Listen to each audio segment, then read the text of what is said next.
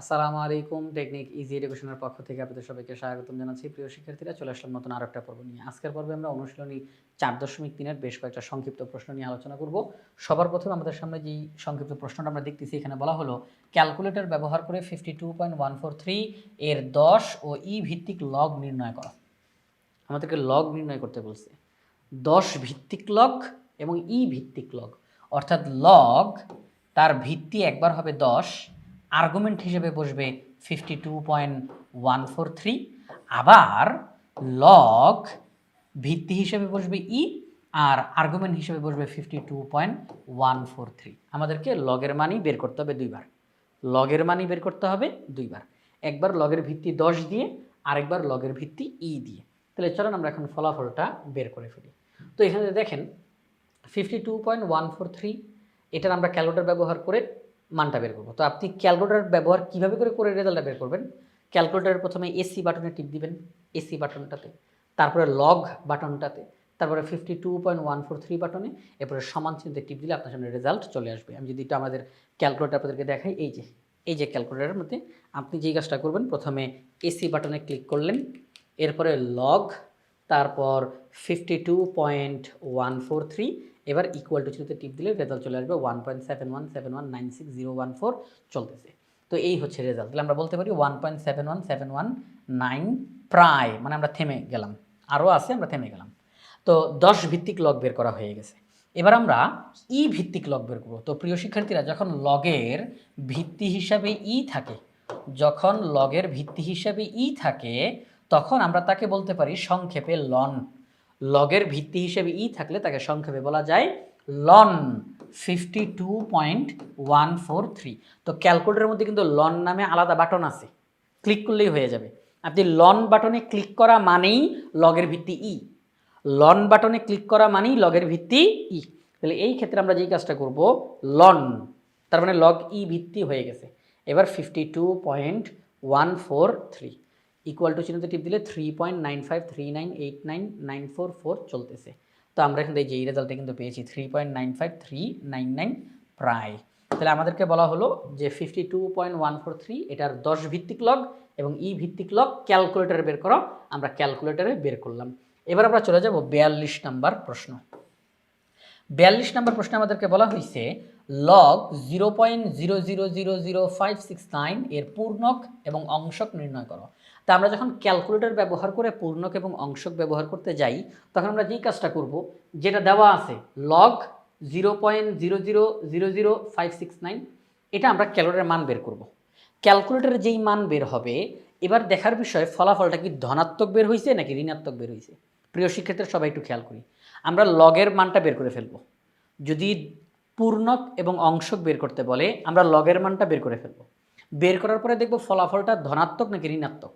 যদি ধনাত্মক বের হয় তাহলে আলহামদুলিল্লাহ, আমাদেরকে আর বাড়তি কোনো কাজ করতে হবে না, আমরা রেজাল্ট পেয়ে গেছি।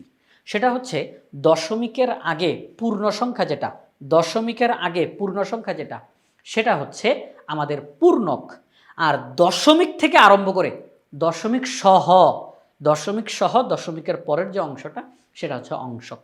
দশমিকের আগের অংশটা হচ্ছে পূর্ণক, দশমিক সহ দশমিকের পরের অংশটা হচ্ছে অংশক। আর যদি আমরা যখন লগের মানটা বের করব, ফলাফল যদি ঋণাত্মক হয়, তাহলে একটু বাড়তি কাজ করতে হবে। বাড়তি কাজটা কি, সেটা আমি অঙ্কের ভিতরে গিয়েই বলি। হ্যাঁ, আচ্ছা। তো আমরা এখন এটার মানটা লগের মধ্যে বের করব। লগ 0.0000569, ওকে, রেজাল্ট বের হয়েছে -4.24488773 চলতেছে। এই হচ্ছে রেজাল্ট। তো এখন দেখতে রেজাল্টটা ঋণাত্মক। প্রিয় শিক্ষার্থীরা, যখন রেজাল্ট ঋণাত্মক বের হবে, তখন একটু কাজ করতে হবে। কাজটা কি দেখেন, খুব সহজ, কঠিন না। কাজটা হচ্ছে, এখানে দশমিকের আগে কত আসছে, -4। কত আসছে, -4। -4-এর আগে কত হয় সংখ্যা রেখায়, সংখ্যা রেখায় -4-এর আগে কত হয়, -5। -4-এর আগে -5। তাহলে আমরা করবো কি, -5 + 5 দুইটাই আনবো একসঙ্গে, -5 + 5 দুইটাই একসঙ্গে আনবো। এরপরে আমার অঙ্কে যেই ফলাফলটা বের হয়েছে, আমি সেটাকে লিখে ফেলবো, -4.244887 এটা আমি লিখে ফেলবো। এখন আমি যে কাজটা করব, -5টা থাকবে, এই +5 আর -4.248877 এই মানটা আমি ক্যালকুলেশন করব। 5 থেকে এটা বিয়োগ করব, 5 থেকে এটা বিয়োগ করব, যেই ফলাফলটা আসবে আমরা সেই ফলাফলটা এখানের মধ্যে লিখব। আমি আবার বলতেছি, লগের মান বের করার পরে ফলাফল যদি ঋণাত্মকে বের হয়, যত বের হবে ঠিক তার আগের পূর্ণ সংখ্যাটা নিব, একসঙ্গে দুইটা, -5 +5। এবার -5টা থাকুক, +5 দিয়ে বাকিটা আমরা ক্যালকুলেশন করব, দেখব কত আসে। তাহলে আমরা কিন্তু যে কাজটা করব, +5 প্লাস অ্যান্সার, তাহলে 0.75511, এই যে 0.75511, ঠিক আছে, এই রেজাল্টটা আসবে, এই রেজাল্টটা আসবে আমাদের সামনে। এখন দেখেন, এই যে -5 যে লিখলাম, আমি এই মাইনাসটাকে করবো কি 5-এর মাথার উপরে উঠাই দেবো বার হিসাবে, বার, 5 বার। আপনারা জানেন যে এক্স বার, আপনারা যখন গড় নির্ণয় করতে যান এক্স বার শিখেছেন না, তো এরকম মাইনাস চিহ্নটাকে 5-এর উপরে উঠাই দিব, 5 বার 0.7551123, 5 বার 0.7551123। এখানে তো খেয়াল করেন কেন এই কাজটা করলাম, তার কারণ পূর্ণক, পূর্ণক না হয় ধনাত্মক ঋণাত্মক যেটা হইল হইল, অংশক কখনো ঋণাত্মক হতে পারে না, অংশক কখনো ঋণাত্মক হতে পারে না, অংশক সবসময় অঋণাত্মক, অংশক সবসময় অঋণাত্মক সংখ্যা হতে হয়। তাহলে যেহেতু অংশকটা ঋণাত্মক হতে পারবে না, এই জন্য আমরা মাইনাস চিহ্নটাকে সামনে শো করতেছি না, সামনে দেখাচ্ছি না, মাইনাসটাকে মাথার উপরে উঠাই দিচ্ছি। তাহলে 5 বার 0.7551123। তাহলে প্রিয় শিক্ষার্থীরা, এখন আমরা বলবো দশমিকের আগের যে অংশটা 5 বার, এটা হচ্ছে পূর্ণক, আর দশমিক থেকে আরম্ভ করে পরের যে অংশটা এটা হচ্ছে অংশক। আমরা এটা এখানে লিখে দিলাম। চলেন, এখনই শেষ না, এগুলো এরকম উদাহরণ সামনে আরও পাবো, আমরা আরও অঙ্ক করব। আমাদেরকে বলা হলো আলোর গতি এবং একটি হাইড্রোজেন পরমাণুর ব্যাসার্ধকে বৈজ্ঞানিক রূপে প্রকাশ করো। প্রিয় শিক্ষার্থীরা, আমরা জানি আলোর গতি প্রতি সেকেন্ডে 3 লক্ষ কিলোমিটার প্রায়। তো যদি কিলোমিটার থেকে মিটারে নেই, তাহলে একক দশক শতক হাজার অযুত লক্ষ নিযুত কোটি 30 কোটি, 30 কোটি মিটার পার সেকেন্ড। আলোর গতি 30 কোটি মিটার পার সেকেন্ড। আচ্ছা, তো এখন বৈজ্ঞানিক রূপে প্রকাশ করা মানে হচ্ছে একটা সংখ্যাকে a × 10⁻n আকারে প্রকাশ করতে হবে। কোনো সংখ্যাকে বৈজ্ঞানিক রূপে প্রকাশ করা মানেই হলো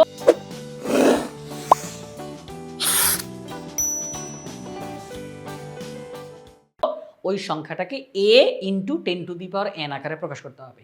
এখানে এই a হচ্ছে, এই a এর মানের সীমাবদ্ধতা আছে, এই a এর মানের সীমাবদ্ধতা আছে। a এর মানের সীমাবদ্ধতা হলো a এর মান 1 এর সমান বা বেশি এবং 10 এর কম হতে হবে। a এর মান 1 এর সমান বা বেশি 10 এর কম হতে হবে, এটা সীমাবদ্ধতা, এটা মানতে হবে।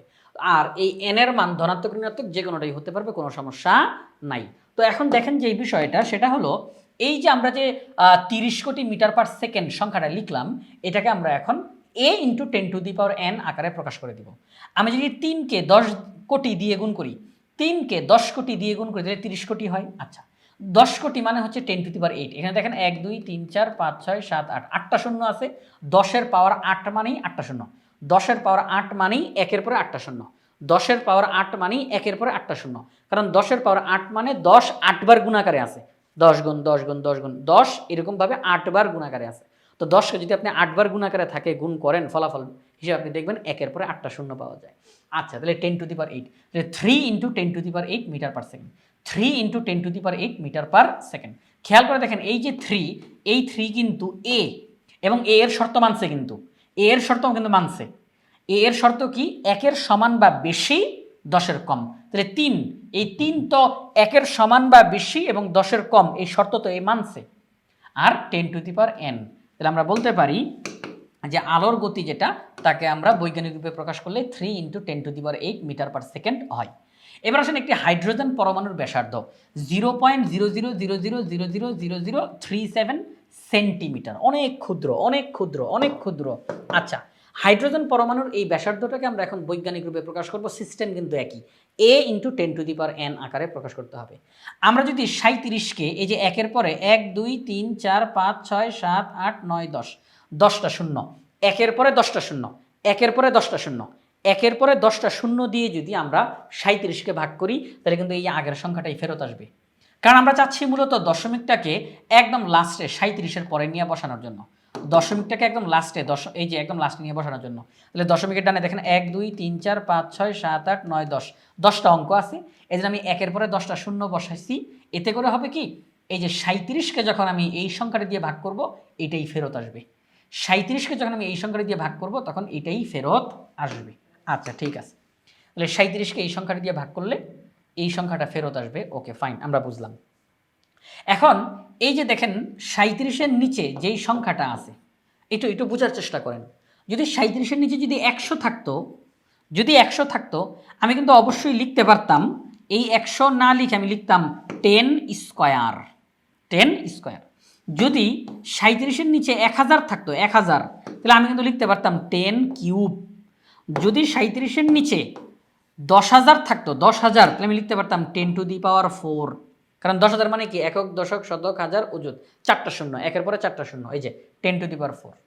আচ্ছা, আমি এখন কি করতে পারি, পরবর্তী লাইনে গিয়ে 37কে সামনে আগায় দিলাম, আর এখানে আছে 1/10 টু দি পাওয়ার 4। একটু বুঝেন, আমি ব্যাখ্যা দিচ্ছি। 37কে সামনে আগাইলাম, তাহলে 1/10 টু দি পাওয়ার 4। আপনারা জানেন যে 1/a মানে হলো a two the power -1, 1/b মানে হলো b টু দি পাওয়ার -1, তারপরে 1/c স্কোয়ার মানে হলো c টু দি পাওয়ার -2। অর্থাৎ একটা 1 একটা ভাগ চিহ্ন থাকলে তখন আমরা এই 1 আর ভাগ চিহ্নকে উঠাই দিয়ে পাওয়ারের মধ্যে মাইনাস চিহ্ন বসাই। 1 আর ভাগ চিহ্নকে উঠাই দিয়ে পাওয়ারের মধ্যে মাইনাস চিহ্ন বসাই। তাহলে এখানেও একই কাজ করব আমরা। 37 গুণ 1/10 টু দি পাওয়ার 4 আছে, 37 ইন্টু 10 টু দি পাওয়ার -4 লেখা যাবে। এই যে 1 আর ভাগ চিহ্ন বাদ দিয়ে পাওয়ারের মধ্যে মাইনাস চিহ্ন বসলো। তাহলে একই কাজ আপনারা দেখতেছেন এখানের মধ্যে 37-এর নিচে একের পরে 10টা শূন্য, একের পরে 10টা শূন্য মানে কি 10 টু দি পাওয়ার 10, একের পরে 10টা শূন্য, তাহলে 10 টু দি পাওয়ার 10। 37কে যদি সামনে আগায় দেই, তাহলে 37 ইন্টু 1/10 টু দি পাওয়ার 10, তাহলে 37 ইন্টু 10 টু দি পাওয়ার -10 হয়।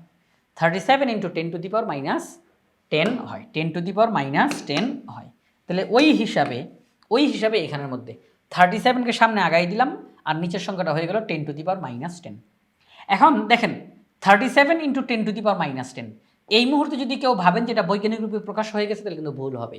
তার কারণ 10 টু দি পাওয়ার -10 আমরা না হয় বুঝলাম যে 10 টু দি পাওয়ার n। এখন গুণ চিহ্নের সামনের 37কে যদি আপনি a বলেন তাহলে তো হবে না, কারণ a এর মানের সীমাবদ্ধতা আছে। a এর মান কত? 1 এর সমান বা বেশি এবং 10-এর কম। 1 এর সমান বা বেশি এবং 10-এর কম। তো 37 এটা কি 1 এর সমান বা বেশি এবং 10-এর কম এই শর্ত মানছে? মানে নাই। তাহলে এখনই হবে না, আরও কাজ করতে হবে। এই 37কে আরও ছোটো বানাইতে হবে। আচ্ছা, 37কে কীভাবে করে ছোটো বানানো যায়? যদি আমি 37কে 10 দিয়ে ভাগ করি, তাহলে কিন্তু এক ঘর বামে দশমিক আসবে, অর্থাৎ 3.7। আমি যদি 37কে 10 দিয়ে ভাগ করি, তাহলে 3.7 হবে। এটা কিন্তু আবার এ এর শর্ত মানছে, 1-এর সমান বা বেশি 10-এর কম, এটা কিন্তু আবার সেই শর্তটা মানছে। তাহলে 10 দিয়ে ভাগ করা দরকার। আমি পাশাপাশি 10 দিয়ে গুণও করব, 10 দিয়ে ভাগ, 10 দিয়ে গুণ, এতে করে অঙ্কের মানের কোনো পরিবর্তন হবে না। চেহারা পাল্টাবে কিন্তু মান পাল্টাবে না। 10 দিয়ে ভাগ, 10 দিয়ে গুণ। আচ্ছা, তাহলে 37কে 10 দিয়ে ভাগ, 10 দিয়ে গুণ। তো 37কে 10 দিয়ে ভাগ করলে 3.7, আর 10 to the power 1, 10 to the power -10, 10 to the power 1, 10 to the power -10। তাহলে দেখেন 10 টু দি পাওয়ার 1 -10, তাহলে 10 টু দি পাওয়ার -9 এটা হবে। তাহলে আমরা বলতে পারি যে হাইড্রোজেন পরমাণুর ব্যাসার্ধকে যদি বৈজ্ঞানিক রূপে প্রকাশ করি, তাহলে 3.7 ইন্টু 10 টু দি পাওয়ার -9 হয়। হাইড্রোজেন পরমাণুর ব্যাসার্ধকে যদি আমরা বৈজ্ঞানিক রূপে প্রকাশ করি, তাহলে 3.7 into 10 to the power -9 centimetre হয়। এবার আসুন পরবর্তী প্রশ্ন, 0.00836 এটার লগের পূর্ণক এবং অংশক বের করো। আমরা করবো এটার লগের মান বের করে ফেলবো। লগ 0.00836 রেজাল্ট কত? -2.077793723। এই হচ্ছে এটার রেজাল্ট। ফলাফল যেহেতু ঋণাত্মকে আসছে, তাহলে একটু বাড়তি কাজ করতে হবে। বাড়তি কাজটা কি? এখানে যেহেতু ফলাফলটা -2 দেখা যাচ্ছে, তাহলে -2 এর আগে কি হয়? -3, পাশাপাশি আমরা +3 আনবো, আর এই ফলাফলটা পুরোটা উঠাই দিব, -2.07779। এখন দেখেন -3টা থাকুক, এই +3 এর সাথে পরবর্তী অংশটা ক্যালকুলেশন করি। হ্যাঁ, তাহলে 3 প্লাস অ্যান্সার, তাহলে 0.9222, 0.9222 এটা হয়। এখন আমরা পরবর্তী লাইনে গিয়ে এই -3 এর উপর লিখতে পারি 3 বার 0.9222, এই হচ্ছে বিষয়। এখন আমাদেরকে বলছে পূর্ণক আর অংশক। তো দশমিকের আগের অংশটা 3 বার, এটা হচ্ছে পূর্ণক।